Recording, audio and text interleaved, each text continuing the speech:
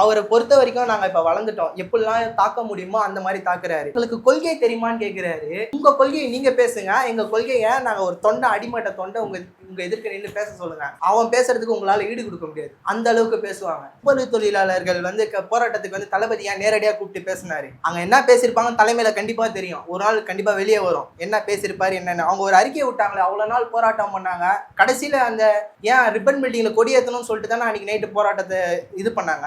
அதுக்கு முன்னாடி தளபதி பேசினவனே தானே ஒரு அறிக்கையை வெளியிட்டாங்க திமுகல.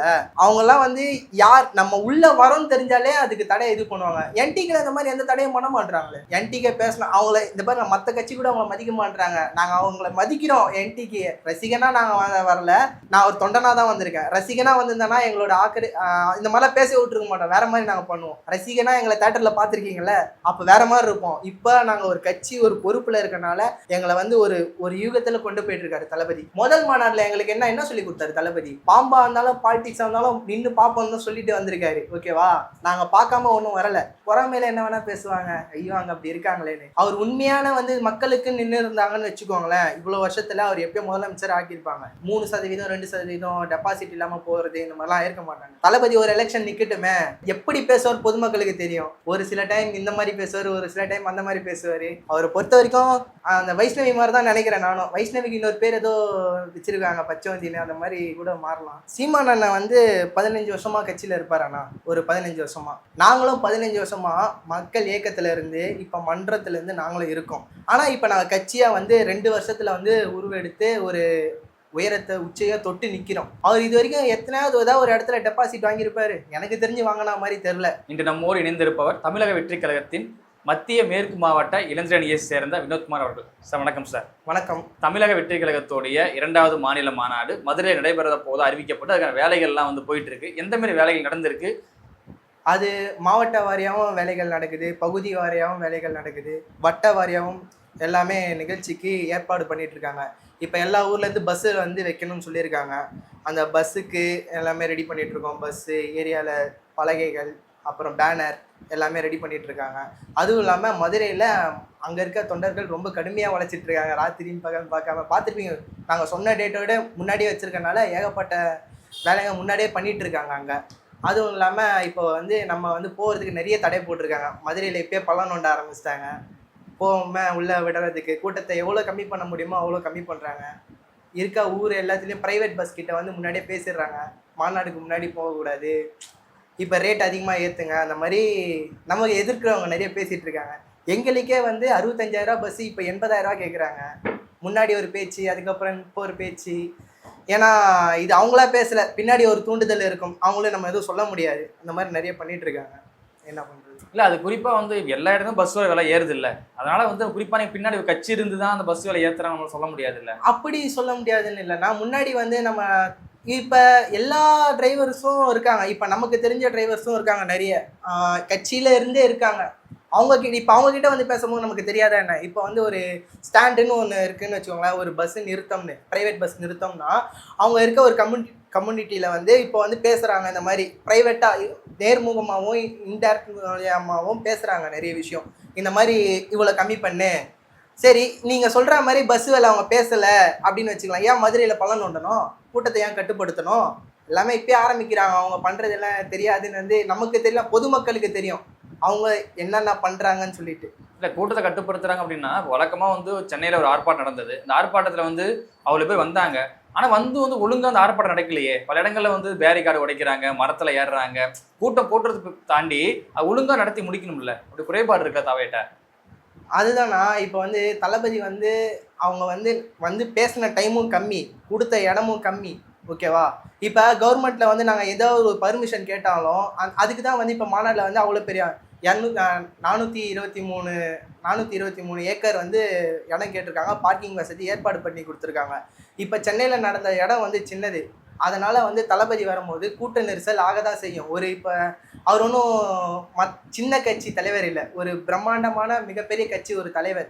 அவர் வராருன்னா அவர் வந்து இப்போ ஒரு முதலமைச்சருக்கு ஈக்குவலாக இருக்கிறாரு.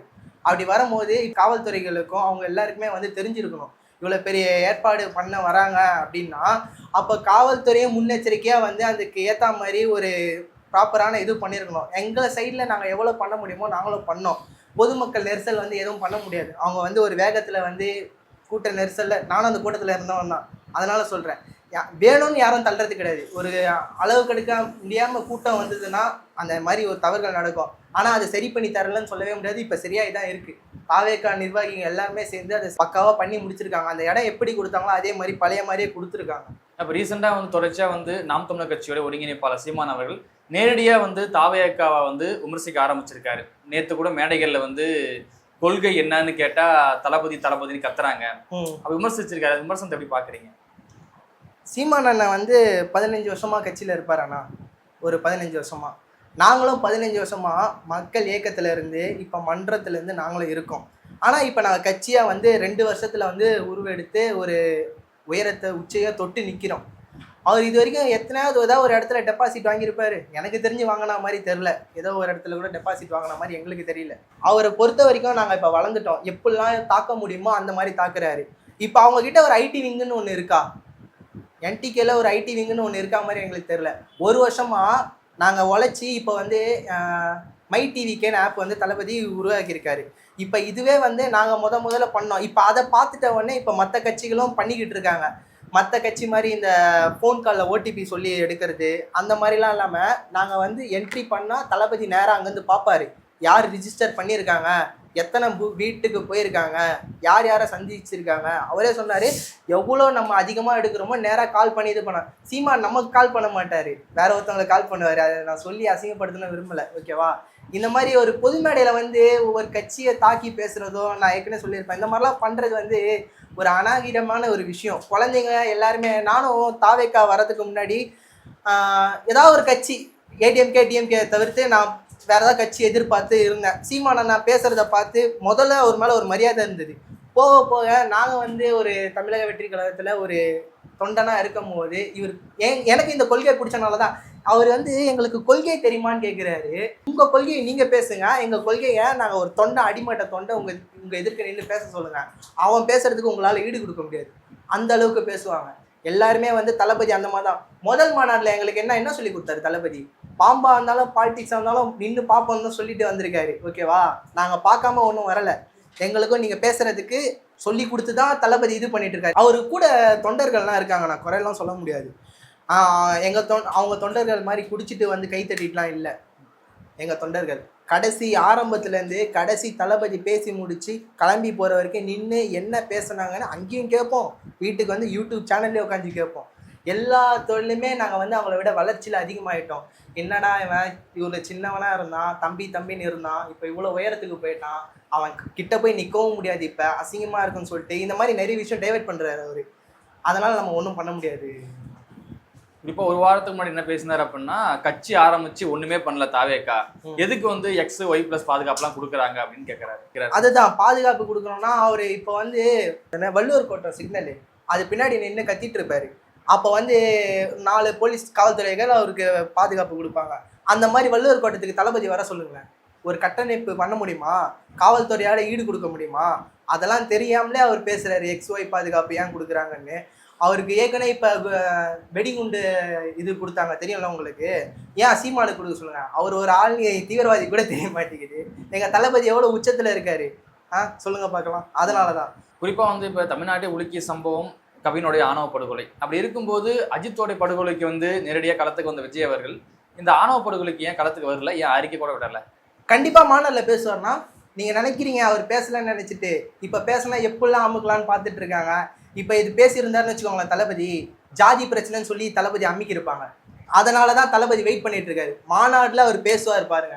யாருக்குமே வந்து தளபதி வந்து இப்படி இது பண்ணணும்னு இல்லை. ஏன் இப்போ வந்து அந்த துப்புரவு தொழிலாளர்கள் வந்து போராட்டத்துக்கு வந்து தளபதி ஏன் நேரடியாக கூப்பிட்டு பேசினாரு? அங்கே என்ன பேசியிருப்பாங்கன்னு தலைமையில் கண்டிப்பாக தெரியும். ஒரு நாள் கண்டிப்பாக வெளியே வரும் என்ன பேசியிருப்பாரு என்னென்னு. அவங்க ஒரு அறிக்கையை விட்டாங்களே, அவ்வளோ நாள் போராட்டம் பண்ணாங்க. கடைசியில் அந்த ஏன் ரிப்பன் பில்டிங்கில் கொடியேற்றணும்னு சொல்லிட்டு தானே அன்றைக்கி நைட்டு போராட்டத்தை இது பண்ணாங்க. அதுக்கு முன்னாடி தளபதி பேசினவனே தானே ஒரு அறிக்கையை வெளியிட்டாங்க திமுகவில். அவங்கெல்லாம் வந்து யார் நம்ம உள்ளே வரோன்னு தெரிஞ்சாலே அதுக்கு தடையை இது பண்ணுவாங்க. என்டிகேல இந்த மாதிரி எந்த தடையும் பண்ண மாட்டுறாங்களே. என்டிகே பேசினா அவங்கள இந்த மாதிரி மற்ற கட்சி கூட அவங்கள மதிக்க மாட்டுறாங்க. நாங்கள் அவங்கள மதிக்கிறோம் என்டிகே. ஆனா அது அவங்களுக்கு புரிய மாட்டேங்குது சீமான் அவர்கள். சார் இப்ப பிரச்சனை நடக்குது சார், பிரச்சனை நடக்கும்போது பிரச்சனையை ஒட்டி தான் குரல் கொடுக்கணும். இப்ப அடுத்த மாசம் பேசுவோர் அப்படிங்கிறத பிரச்சனையை வந்து நீங்க வந்து ஆற போட்டு பொறுமை பேசுறதுக்கு பேசாம இருக்கலாம் இல்லையா? ஆமாண்ணா, ஆனா நாங்க பேசாமன்னு இல்லை. இப்ப நாங்க பேசினா கண்டிப்பா இது ஒரு ஜாதி கலவரம் மாதிரி ஆக்கி விட்டுருவாங்க. 25ஆம் தேதி வச்சது எதுக்கு முன்னாடி தள்ளி வைக்க சொல்லி எங்க கிட்ட கேட்டாங்க. இப்ப இதுக்கும் வந்து அவ்வளவு கண்டிஷன் போட்டிருக்காங்க. ராகுல் காந்தி இருக்காரு, அவரை வந்து இப்ப ஒரு விஷயம் கண்டுபிடிச்சு கொண்டு வந்து காமிச்சாரு. என்னன்னா, நான் விலாவரியா சொன்னோம்னா அது தப்பாயிடும். எலெக்ஷன் வந்து கள்ள ஓட்டு எத்தனை வந்தது, எக்ஸனை ஒய் எக்ஸ் இதெல்லாம் இருந்தது எல்லாம் காமிச்சாரு.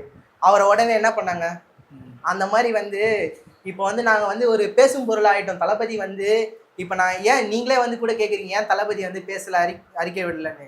நாங்கள் அப்போ அந்த கேட்குற இடத்துல இருக்கோம். இது மீடியா எல்லாருக்குமே வந்து ஒரு இரையாயிடும் தளபதி இப்போ பேசினார்னா. அதனால தான் நீங்கள் இப்போ தளபதியை வந்து எதிர்பார்த்து நிற்கிறீங்களா இந்த விஷயத்தில். இப்போ இந்த மாதிரி வந்து ஏன் இவங்கள போய் இதை வந்து நீங்கள் ஆளுங்கட்சியை போய் கேட்டிருக்கணும். இந்நேரம் திமுக ஆளுங்கட்சியில் இருக்காங்க, அவங்கள யாரும் எதுவுமே கேட்கலையே. அவங்க தானே பண்ணாங்க. ஏன் இப்போ காவல்துறையெல்லாம் வந்து அமைதியாக இருக்காங்க? இப்போ ஒரு கட்சி இருக்குன்னா அவங்க வந்து ஒரு தலைமையில் இருக்காங்க, அவங்களுக்கு கீழே இவ்வளோ விஷயம் நடக்குது, அவங்க வந்து ஜாதியே இல்லை, கோயிலே எதுவுமே இல்லைன்றாங்க. அப்படி இருக்கும்போது அவங்க வந்து இது பண்ணியிருக்க வேண்டியதானே, ஏற்பாடு பண்ணி இது பண்ணியிருக்கலாம்ல. குறிப்பாக வந்து நேற்று என்ன சொல்கிறார் அப்படின்னா, சிவனுடைய ஆட்டத்தை வந்து நீங்கள் சினிமாவில் பார்த்துருப்பீங்க, ஆனால் இதுக்கு மேலே சீமானோட ஆட்டத்தை வந்து பார்க்க போறீங்கன்னு நேரடியாக வந்து சவால் விட்டுருக்காரு. இதுக்கு நான் சொன்னேன்னா அவர் சொன்ன மாதிரி நானும் சொல்கிறேன், சக்தி இல்லைன்னா அந்த சிவனே இல்லை. ஓகேவா? அது வந்து சினிமாவில் சொன்ன டைலாக் தான். அவர் வந்து என்ன ஆட்டம் கொடுப்பார் நமக்கு நல்லாவே தெரியும். நம்ம கட்சியில் வந்து இப்போ வந்து அவர் இறங்கி வந்து நேற்று ஸ்டேஜில் பேசிகிட்டு இருக்கும்போது கும்பலாக நிற்கிறாங்க ஒரு கூட்டத்தில் வந்து இறங்கி வந்து அந்த மாதிரி கை ஒரு தொண்டனாக இருக்கட்டும், ஒரு ப்ரெஸ் மீப்புளாக இருக்கட்டும் கை வைக்கிறாரு. குறிப்பாக கட்சி விட்டு வெளியே போன வைஷ்ணவி அவர்கள் வந்து ரீசெண்டாக ஒரு கம்ப்ளைண்ட் கொடுத்துருந்தாங்க. அது விஜய் மேலேயும் சரி, தொண்டர்கள் மேலேயும் சரி. ஏன்னா தொடர்ச்சியாக அவங்களுக்கு வந்து சமூக ஊடகங்களில் தொடர்ச்சியாக அவதூறு வந்து தொடர்ச்சியாக பரப்புறாங்க. அதனால் விஜய் வந்து நடவடிக்கை எடுக்கணும், இல்லை அப்படின்னா விஜய் மேலே கம்ப்ளைண்ட் ரைஸ் பண்ணியிருக்காங்க. எப்படி பார்க்குறீங்க? யாருமே வந்து தனிப்பட்ட இப்போ வந்து ஒரு பர்சனலாக வந்து பேசணும்னு வச்சுக்கோங்களேன். ஒருத்தவங்க நீங்கள் வந்து என்னை திட்டுறீங்கன்னா அதுக்கு நீங்களும் நானும் மட்டும்தான் காரணம். அதுக்கு மூணாவது ஒரு மனுஷன் வந்து காரணமாக முடியாது. நான் பண்ண என்ன கெடுதல்ன்றது உங்களுக்கு நல்லாவே தெரியும். அதனால் நீங்கள் நம்ம 2 பேருக்குள்ள பிரச்சனைனா மூணாவது மனுஷனையாக இருக்கணும். ஒருத்தவங்க பண்ண தப்பு என்னன்னு பொதுமக்களுக்கு தெரியுது, அது பொதுமக்கள் திட்டுறாங்க. அதுக்கு வந்து தளபதி காரணமாக மாட்டார். அவங்க மூளை கெட்டது அவ்வளோதான். அவங்க வந்து இப்போ எவ்வளோ ட்ரோல் பண்ணாங்க, 200 ரூபா பேடிஎம் பண்ணியிருப்பாங்க, அதனால் அவங்க அந்த மாதிரி பேசுகிறாங்க, அவ்வளோதான். குறிப்பாக அந்த மாநாட்டில் வந்து யார் முக்கிய ஆளாக வந்து விஜய் மட்டும் தான் பேச போறாரா, இல்லை கட்சியோட அடுத்த செயல்பாடுகளும் இருக்குமா மாநாட்டில்? கூட்டணி பற்றின அறிவிப்புகள் கிடைக்க வாய்ப்பு இருக்கா? அது தலைமையை வந்து பேசுவாங்க கண்டிப்பாக.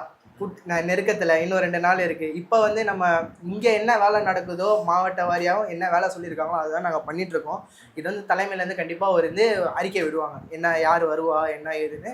நம்ம தமிழக வெற்றி கழகம் இது வழியாக அறிக்கை விடுவாங்க. குறிப்பாக வந்து என்னன்னா, மற்ற கட்சிகள்லாம் வந்து தனியாக வியூக வகுப்பாளர் வச்சு வேலை செய்கிறாங்க, ஆனால் நான் வந்து அப்படி கிடையாது, நான் தான் வந்து எல்லா வேலையும் செய்கிறேன் அப்படின்னு சொல்லியிருக்காரு சீமான் அவர்கள். அப்படி பார்க்குறீங்க? அவங்கக்கிட்ட அந்த மாதிரி செய்கிறதுக்கு ஆள் இல்லைண்ணா, வளர்ச்சி இல்லை. அந்த மாதிரி செய்கிறதுக்கு ஆள் இருந்தாங்கன்னா 15 வருஷத்தில் எங்களுக்கு அந்த மாதிரி 15 வருஷம் நாங்கள் முழுமையாக இறங்கியிருந்தோம்னா இப்போ எந்த கட்சியுமே இருந்திருக்காது. நிரந்தர முதலமைச்சராக எங்கள் தளபதி ஆயிருப்பார். அந்த மாதிரி அவங்கக்கிட்ட யாரும் கிடையாது. புறமையில என்ன வேணால் பேசுவாங்க, ஐயோ அங்கே அப்படி இருக்காங்களேன்னு. அவர் உண்மையான வந்து மக்களுக்கு நின்று இருந்தாங்கன்னு வச்சுக்கோங்களேன், இவ்வளோ வருஷத்தில் அவர் எப்பயோ முதலமைச்சர் ஆக்கியிருப்பாங்க. இந்த 3% 2% டெபாசிட் இல்லாமல் போகிறது இந்த மாதிரிலாம் இருக்க மாட்டாங்க. தளபதி ஒரு எலெக்ஷன் நிற்கட்டுமே, அவர் வந்து எப்படி பேச்சு மாற்றுவார்னு, அவர் எப்படி பேசுவார் பொதுமக்களுக்கு தெரியும். ஒரு சில டைம் இந்த மாதிரி பேசுவார், ஒரு சில டைம் அந்த மாதிரி பேசுவார். அவரை பொறுத்த வரைக்கும் அந்த வைஷ்ணவி மாதிரி தான் நினைக்கிறேன் நானும். வைஷ்ணவிக்கு இன்னொரு பேர் ஏதோ வச்சிருக்காங்க, பச்சவந்தின்னு, அந்த மாதிரி கூட மாறலாம். குறிப்பாக வந்து இது வந்து லட்சிய கூட்டத்திற்கும் ரசிக கூட்டத்துக்குமான போர்னு சொல்கிறாரு. அந்த போரை நீங்கள் எப்படி பார்க்குறீங்க? நான் வந்து ஒரு தீவிரமான தளபதி ரசிகர். அடிமட்டத்துலேருந்து சின்ன வயசுலேருந்து எத்தனையோ எப்படி சொல்கிறது, ஒரு படம் ரிலீஸ் ஆனாலும் ரோகிணி தேட்டரில் பேனர் வைக்கிறதுலேருந்து அப்போதுலேருந்து வந்திருக்கேன். முதல் ஷோ தான் போடுவேன். ஆனால் தளபதி வந்து இப்போ அரசியல் தாவேக்கான்னு ஒன்று கட்சி ஆரம்பிக்காமல் வேற ஒரு கட்சி தளபதி இல்லாமல் வேற ஒரு கட்சி நின்று இருந்தாலும் நான் ஆதரிச்சிருப்பேன். ஏன்னா இப்போ தளபதி நிறைய படம், ரெட் ஜெயின்ஸ்னு ஒரு மூவி இருக்குது, அது தெரியும்ல, அது யாருதுன்னு தெரியுமா? அவங்க எதுக்கு வந்து சில படத்துக்கெலாம் வந்து இது பண்ணாங்க, என்ன கதைன்னு எல்லாமே தெரியும். கத்திக்கு என்னென்ன பண்ணாங்க, அதுக்கப்புறமேட்டு சர்க்காருக்கு என்னென்ன பண்ணாங்க, எல்லாமே வந்து எல்லாருக்கும் தெரியும். அப்போ இருக்கும்போது நான் அப்படி கட்சி தாவேக்கான் இல்லாத போது நான் வந்து யோசிப்பேன், என்னடா இது இந்த மாதிரிலாம் பண்ணுறாங்க பொதுமக்களுக்கு என்ன சூழ்ந்த வரைக்கும். இப்போ அரசியல் ரீதியாக நான் யோசிக்கிறேன்னா இந்த மாதிரிலாம் பண்றாங்களே, ஒரு அரசியல் கட்சியா இருக்கிறாங்க, நம்மளை எதிர்க்கிறாங்க, ஒரு இது எப்படி சொல்றது, இந்த மாதிரிலாம் எதுக்குறாங்க, நம்ம அதுக்கு எப்படி பதிலடி கொடுக்கலாம், ஒரு புதுசா இது பண்ணணும் அப்படின்னு சொல்லிட்டு. அப்படி இருக்கும்போது ஏன்னா அந்த ஒரு கட்சி வந்து புதுசா ஒரு கட்சி வந்து இருந்ததுன்னு வச்சுக்கோங்களேன், நம்ம எதிர்பார்த்தோம் இவங்க இது வரைக்கும் எதுவுமே பண்ணது கிடையாது, நம்மளை இவ்வளோ அமுக்குறாங்க, இவ்வளோ பண்றாங்க, எதுவுமே எதிர்பார்த்தது கிடையாது. இப்போ நாங்கள் புதுசாக வராமல் வேற யாராவது புதுசாக வந்திருந்தாலும் அவங்க நாங்கள் ஆதரிச்சிருப்போம். இப்போ நாங்கள் வந்துட்டோம், எங்கள் தளபதியாக வந்தார், நாங்கள் உள்ளே வந்துட்டோம். ரசிகனா நாங்கள் வரல, நான் ஒரு தொண்டனாக தான் வந்திருக்கேன். ரசிகனா வந்திருந்தேன்னா எங்களோட இந்த மாதிரிலாம் பேச விட்டுருக்க மாட்டோம், வேற மாதிரி நாங்கள் பண்ணுவோம். ரசிகனா எங்களை தேட்டரில் பார்த்துருக்கீங்களே, அப்போ வேற மாதிரி இருப்போம். இப்போ நாங்கள் ஒரு கட்சி ஒரு பொறுப்பில் இருக்கனால எங்களை வந்து ஒரு ஒரு யூகத்தில் கொண்டு போயிட்டு இருக்காரு தளபதி. இந்த எங்கள் அரசியல் மேலே தலைமையில் என்ன சொல்லியிருக்காங்க, ஒரு ஒரு கட்டத்துக்கு மேலே தவறாவோ ஒரு அன்வான்ட் ஆக்டிவிட்டிஸ் தான் பண்ணியிருந்தாங்க, தலைமையில தான் சொல்லிட்டாங்க அடிமட்ட தொண்டத்துலேருந்து தூக்கிடுவாங்கன்னு. அந்த வலியுறுத்தல்லாம் எல்லாத்தையுமே கேட்டுட்டு தான் வந்து தளபதி இதை பண்ணுங்க, ஒவ்வொரு மாவட்ட செயலாளரையும் கூப்பிட்டு தலைமையில் வந்து பேசுவாங்க. எல்லாருமே இங்கே என்னென்ன உழைக்கிறோம், யார் யார் என்னென்ன பண்ணுறாங்க எல்லாமே தலைமைக்கு தெரியும். ரசிகனா வந்து யாரும் இந்த மாதிரிலாம் இருந்ததுன்னா குழந்தைங்க தான் இந்த மாதிரி பேசுவாங்க, ரசிகர்கள் அவங்களால நம்மளை என்ன பேச முடியும்னு யோசிச்சுட்டு பேசுகிறாங்க. அதனால் நம்ம எதுவும் கண்டுக்க வேணாம் அதை பற்றி. ஓகே சார், இவ்வளோ நேரம் எங்கள் நிகழ்வில் கலந்து கொண்டு பல்வேறு கருத்துக்களை பயந்தமைக்கு நன்றி. நன்றிண்ணா.